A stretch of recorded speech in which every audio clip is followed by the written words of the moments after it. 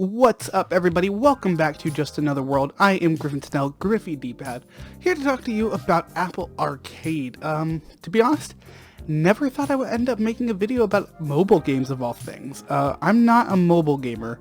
In fact, I know very little about it, which is why I think Apple Arcade is such a cool idea. You see, where Apple Arcade succeeds is that it takes great console-level indies and brings them onto mobile devices in a way that they can actually get seen by consumers in the market.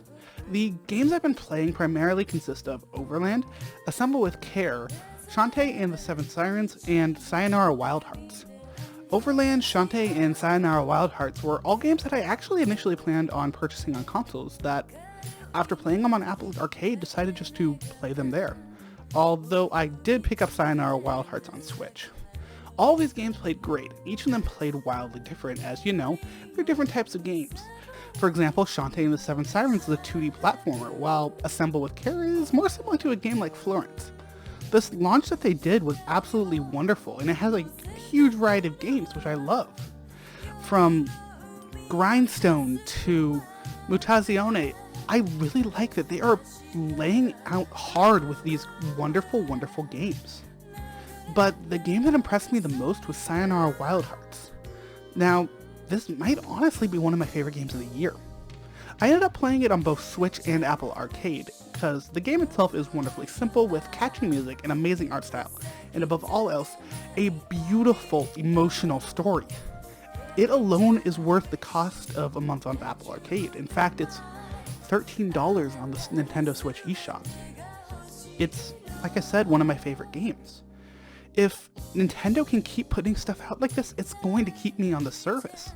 There's plenty more stuff I want to check out, like Mutazione. I want to play more of that. I want to play more of Oceanhorn 2, and I actually want to try playing all of these with a controller. I want to try playing them on Apple TV. I want to keep playing, and I want to keep playing with this system. But I'm worried about the future of Apple Arcade because they're coming out so strong, and they've said that within a month they want to have at least 100 games. Apple needs to keep having these big releases, these very, very good releases like Sayonara Wild Hearts, and they need to keep them coming at least once a month if they want to keep people like me on this service. I'm not sure that they're going to be able to pull that off. I'm already kind of worried about how developers are getting paid for this because we just don't know. We've learned bits and pieces about how they're paid on stuff like Xbox Game Pass or Epic Games Store exclusives, but I'm curious how Apple Arcade is paying their developers, and if it's worth it for developers to just be throwing their games onto the service. I know Xbox Game Pass makes it worth their while, and PlayStation Plus free games does, but is Apple making it worth their while? I personally need to do more research. I haven't looked into whether or not there is, so let me know if they are in the comments below. This is a real quick short video. This is just my quick thoughts on my first weekend with Apple Arcade.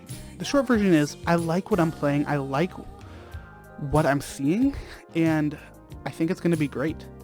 If they can keep doing these high-level, amazing games that play like Overlands and Sayonara Wild Hearts, where you can jump in for a level and be out in 2 minutes, this is totally going to change the way that I play games. It's totally going to change the way I play games, especially outside of my house.